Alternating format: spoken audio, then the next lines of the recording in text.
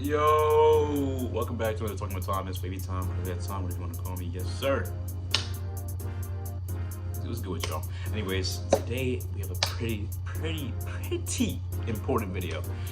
We got two features today, actually. Steve is the main feature, like me and him were doing this video.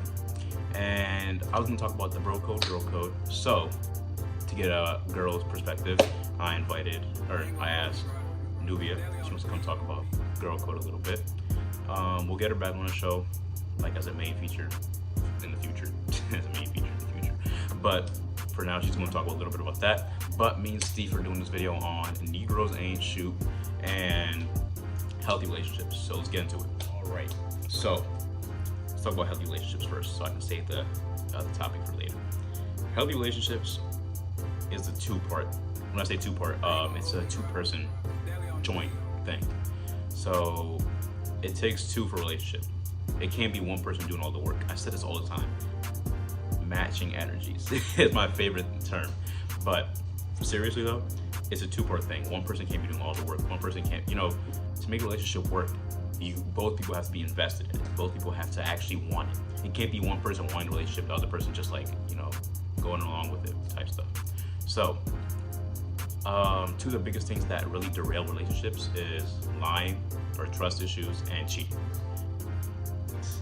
Negroes ain't Negroes. Okay. Here's what I'm gonna say. Girls like to take out their anger on the whole male population for getting hurt by one guy. They get hurt by one guy and they want to get mad at everybody, yo. Here's what I'm gonna say. Just because one guy did you dirty, and again, like I don't like if not I say did you dirty, if he just because he breaks up with you, doesn't mean Negroes ain't, that just means he just didn't want you, right? So I don't like it when girls get mad at that and then want to say, oh, Negroes ain't because he broke up with me. That's not how it works. Negroes ain't, shoot. If you're wondering why I'm not saying the actual words, because I'm trying to keep my Instagram clean and everything, YouTube clean, just because, I want to go to college. I don't want to all that. But yeah, so they get hurt by one guy and they want to take it out on everybody. I'm just like, look, you don't know what, the people who aren't actually, flipped, who aren't actually shiitake mushrooms are the guys who like do dirty. Like the guys who like take you on a date and make you pay for the meal. Or like, or the guys who like, they sleep with you for one night and then they don't talk to you again. Those are the guys like, that aren't, shoot, but don't take it out on the nice guys, like the guys who like, who are just chilling, like, because then you're basically just saying, oh, Negroes ain't this because of what he did to me. That's not fair. Like, that's just not fair. And us guys, we could be like, yo, Becky, Karen, she was doing all this to me. And like, that whole group ain't, we could do that, but like we're not. And we choose not to do that. So I say you should choose not to do that. It's up to y'all. But I'm just saying to all my girls out there, all my guys out there too, I don't know. But end of the story is, moral of the story is guys aren't, oh, no. Guys are. Thank you. Hey guys, I'm Nubia. Basically, today we're going to be talking about bro code / girl code and what it is and what it means, and yeah, right, there we go. Now it looks like I actually know what I'm talking about. Methinks not. Bro code. I sound so dumb right now because I have allergies. But anyways, so I wouldn't say that there's like a specific set rules for bro code because it really depends on like your friend group and the morals that you guys have and like how you define it personally. But basically the main gist I use my hands.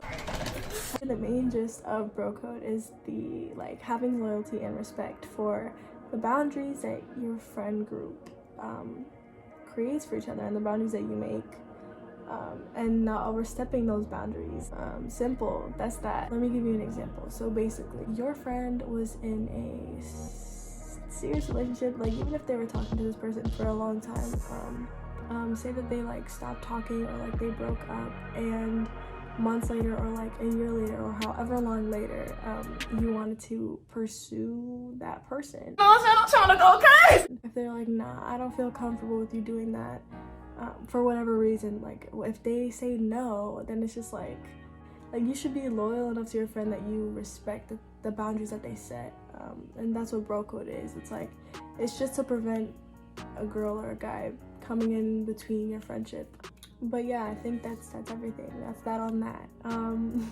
Thank you for watching this video. So I'm just here to add how disrespectful it is that the sun comes out when I finish making this video. Okay, I'm done. Bye. Guys, we don't give a fuck what you have to say, Nubia. On to the next. Alright, hey guys, I'm gonna be today's guest on this episode of Talking with Tom. And today we're gonna be talking about what makes a healthy relationship and why people use the term niggas ain't shit. Alright, let's get straight into it. I'm gonna be brief. There's 5 things that make a healthy relationship.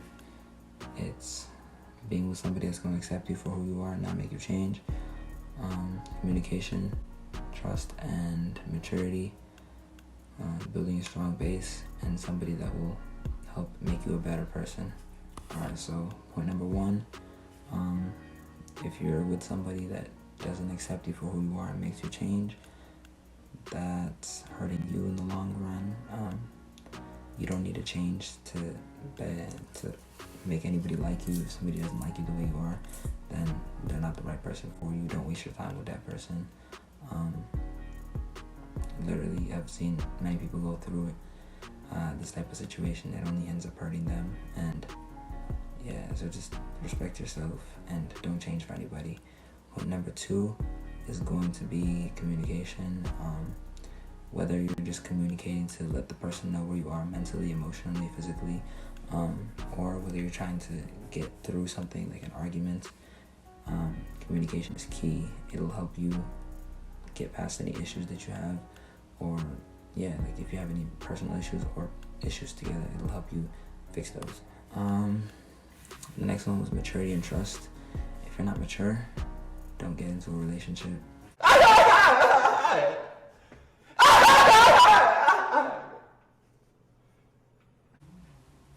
Point blank period. If you can't trust somebody or you have trust issues, I don't know why you would want to put that on your significant other. Like, at least have some trust for somebody before getting into a relationship. But back to the maturity. Like, so a good example for both of these is if your significant other has like a friend that you think is that you don't like. Let's just say you don't like them. Is this bitch that you all hugged up on? Huh? Who is it? Who? And it's like a broad example. Like, I've seen this happen so many times. You don't like them, and like, just instead of reacting in some type of way and telling them to quit their friendship with that person, I don't know, like, be mature. If they love you enough, they're not gonna do anything, and it's not gonna affect your relationship, so just forget about it. Maturity also means if you're going to communicate with somebody about your relationship, whether it's your friend group or just one friend, make sure the person is a mature individual. Like, I don't know, don't go ask somebody who's just going to make a situation worse for you. Make sure you're talking to somebody who will help you find a solution to the problem instead of making you look stupid in the process. But yeah, that's one of the main points. Make sure your friends are also mature. It's the same thing, like, make sure your friends are also mature. If you're in a friend group with immature people, you're bound to be immature yourself. So I don't know, choose the right people to be around, choose the right people to be around you. And yeah, that's basically my point on the maturity. Okay, so 4th point is build a base with somebody before you get into a relationship. So basically what I'm trying to say is, before you get into a relationship, make sure you build like a strong friendship. Once you build a strong friendship with someone, you'll be able to know whether you actually want to get into a relationship with somebody or not. If you don't have that strong friendship and you're just getting into a relationship based on their looks or other aspects that they have, then you're just playing yourself in the long run. You shouldn't be just getting into a relationship just to get into a relationship. Get into one that you know will last and that you're actually going to put forth your best effort into. And yeah, my final point about what makes a healthy relationship is to get with somebody that's going to uplift you and make you a better person. If that person is holding you down and just doing a bunch of shit to, they don't necessarily have to be holding you down. It's just that if they're not doing anything to make you a better person, Cold. She belongs to the streets. I really don't see why you would entertain that. You have to be there for each other and make sure whoever you're with is the best person they could be. I mean, you have to be the best version of yourself before you get into a relationship, but you can always be better, and the person you're with has to make you better than what you are. That's just my 2 cents, but take the advice if you want, leave it if you don't. That's on you, but those are the 5 things I think are necessary to get into and maintain a healthy relationship. So keep that in mind next time you think about getting with somebody. Now on to the next topic, why people say niggas ain't shit. People say it because of past experiences. If you had a bad past experience and then you enter a new relationship, I feel like you should still have that experience and try to avoid those situations, but don't carry your luggage and your baggage into the next relationship and put it on the next person and just claim that all men like ain't shit. Like, it's just Don't cover the church by. Whoa. Don't judge the cover, judge the book. Man. Don't book the cover. Book. Don't whatever. Don't do it. Just don't do it. you're putting people down. You're putting a man down that possibly is like trying to get into a relationship with you just because of like a bad past experience. And I mean, you're really only hurting yourself at the end of the day. You might be hurting the man too, but end of the day, you're hurting yourself. And if you seem to have multiple experiences with ancient men, looks like you need to do some soul searching and figure that out, because you seem to be the problem, attracting ancient men. But that's just about it. Like, just don't carry your baggage into the next relationship and like put all of your past on the next person. It's not right, and it's not right to the person, and it's just like, just before you get into the next relationship, get over what happened in the last one. As long as it takes you, just take time, get over it, and then move on. Once you moved on, get into a new relationship if that's what you want to do.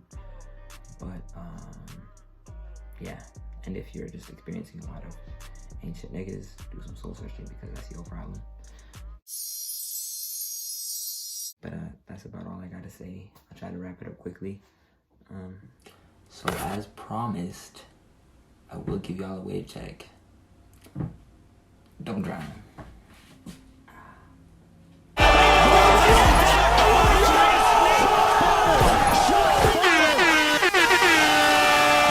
Still a some slight.